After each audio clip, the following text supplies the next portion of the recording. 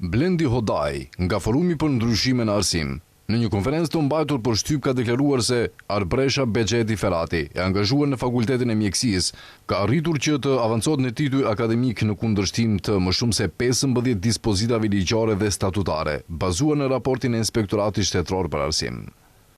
Viti 2022, Senati i Universitetit të Tetovës zhveshet nga kompetencat ligjore dhe i njeh Arbresha Bexheti Ferrati titullin profesor inordinar të fituar në Beograd, Serbi, pa verifikuar nëse kandidatja i plotësonte kushtet e detyrueshme ligjore.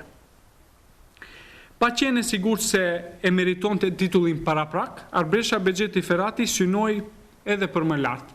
Hodaj numëroi të gjitha ngritjet e Ferratit dhe shkelet ligjore që janë bërë. Forumi për Ndryshime në Arsim i bën thirrje prokurorisë publike të hetojë shkelet të mundshme penale si keqpërdorimi i detyrës zyrtare, falsifikim të dokumenteve si dhe konflikti të interesit.